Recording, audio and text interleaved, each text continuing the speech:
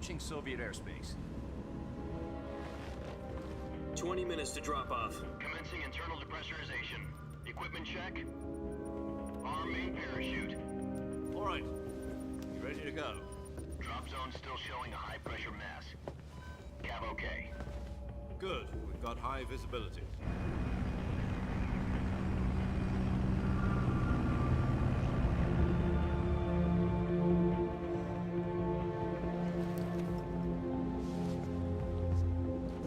Put out that cigar. Connecting oxygen hose to interior connector.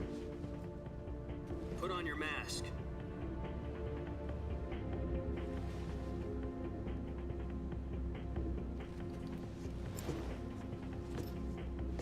Does this panty waste know what he's doing? Approaching release point. 10 minutes to drop off. Hey, are you deaf? He said put out the cigar and put on your mask.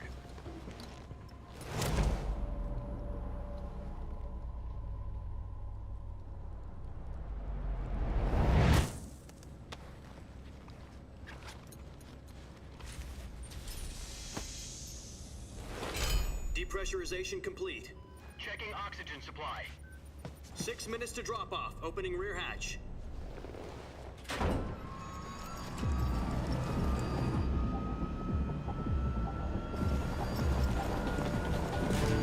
Sunrise.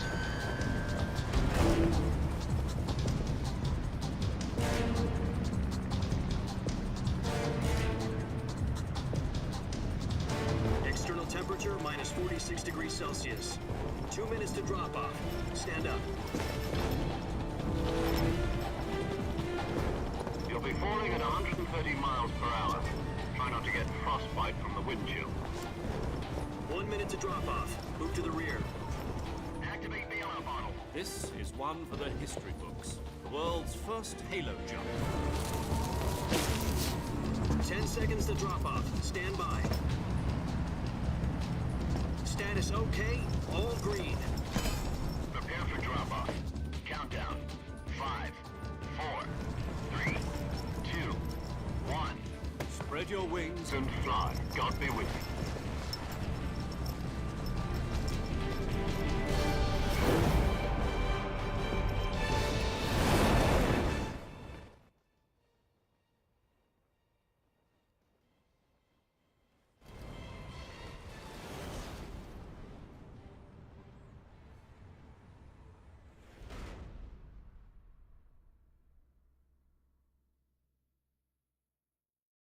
Jack, I've got some important news. The head of the CIA has finally given us the green light for the virtuous mission. Virtual mission?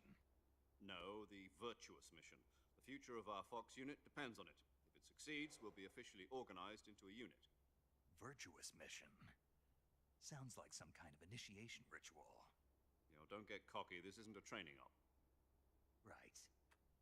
So what exactly is this wonderful mission? Well, about 2 years ago, a certain Soviet scientist requested asylum in the West through one of our moles. His name is Nikolai Stepanovich Sokolov. He's head of the OKB 754 Design Bureau, one of the Soviets' top-secret weapon research facilities, and the East's foremost expert on weapons development. Sokolov? Isn't he that famous rocket scientist? The very same. On April the 12th, 1961, the Soviets achieved the first manned spaceflight in history. The Earth was blue, but there was no God. Well spoken. The rocket that carried Yuri Gagarin into orbit was the A-1, known as the Vostok rocket. Sokolov is said to be the man most responsible for the multi-engine cluster used in that rocket. After Gagarin's flight, Sokolov left the newly established Design Bureau. From a lowly technician to head of a design bureau, that's quite a success story. So why do you want to defect? It seems he'd become afraid of his own creations. Of conscience. And for that, he left his country and his family behind and went over the fence? Not exactly. One of his conditions was that his family was also to be taken safely to the West. We used used a mole to get the family out first and succeeded in sneaking Sokolov over the Berlin Wall shortly afterwards. I was the one who conducted the operation. The security on the eastern side was still full of holes back then. Then what? We got Sokolov over in one piece, but the whole ordeal had left him exhausted, and we checked him into a hospital in West Berlin. It took him 2 weeks and more than 600 miles to get from the research facility in the Soviet Union to Berlin. He was in no condition to say anything coherent. And it was only a week later that we had something much bigger on our hands. The Cuban Missile Crisis. October the 16th, 1962, President Kennedy received word that the Soviets were in the process of deploying intermediate-range ballistic missiles in Cuba. The President demanded that the Soviets dismantle and remove the missiles. At the same time, he announced a naval blockade to prevent further missile shipments from reaching Cuba. But the Soviets didn't back down, instead placing their armed forces on secondary alert. Soviet transport ships carrying missiles continued on course towards Cuba. US and Soviet forces went on alert for an all-out nuclear war. Frantic negotiations were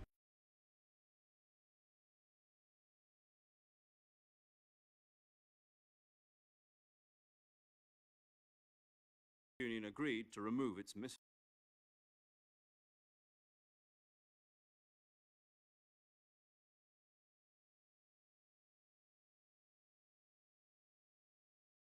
US agreed to remove its IRBMs from Turkey.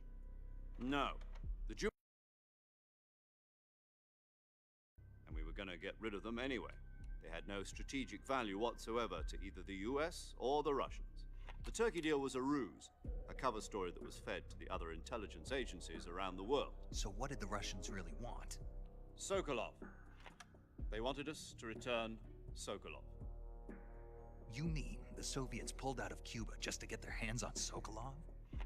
That's right. What the hell was he working on? At the time, we had no idea. We were running out of time. It was either give up Sokolov or risk full-scale nuclear war. In the end, we had no choice. President Kennedy gave in to Khrushchev's demand.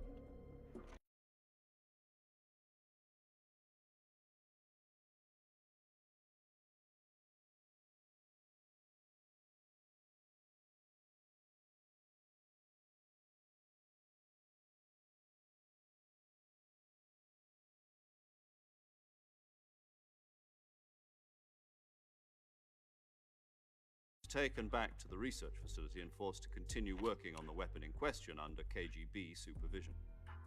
What's more, it's on the verge of completion.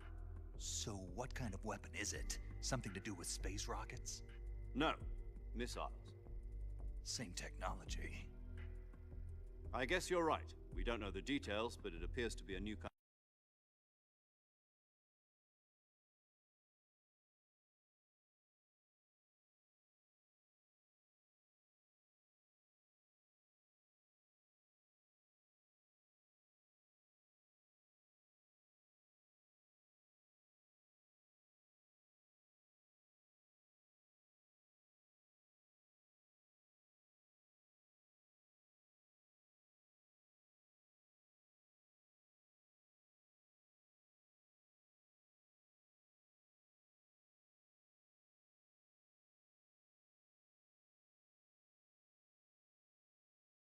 Possible if he was still in the research facility.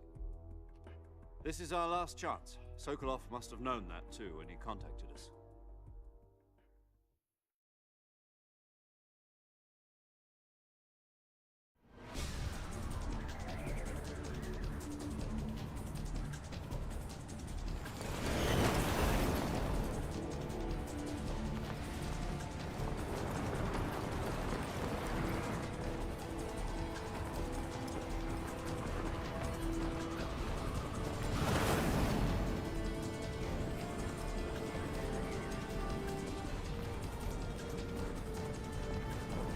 Listen up, Jack.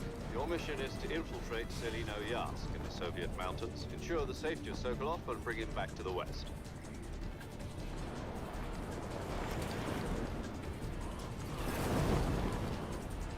If we don't get Sokolov back before that weapon is complete, we'll be facing a major crisis. The clock is ticking.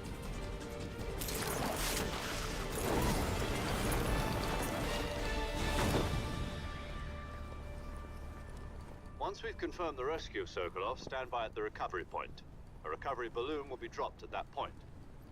Helium will be pumped into the balloon to inflate it. The process takes about 20 minutes.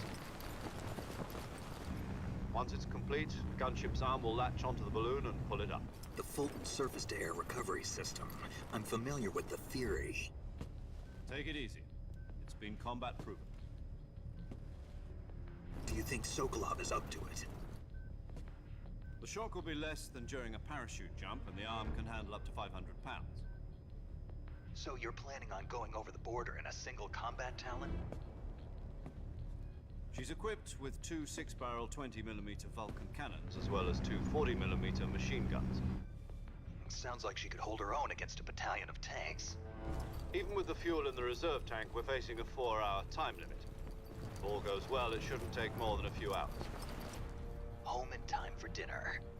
But if anything goes wrong, you'll be eating dinner, breakfast, and all the rest of your meals in the jungle.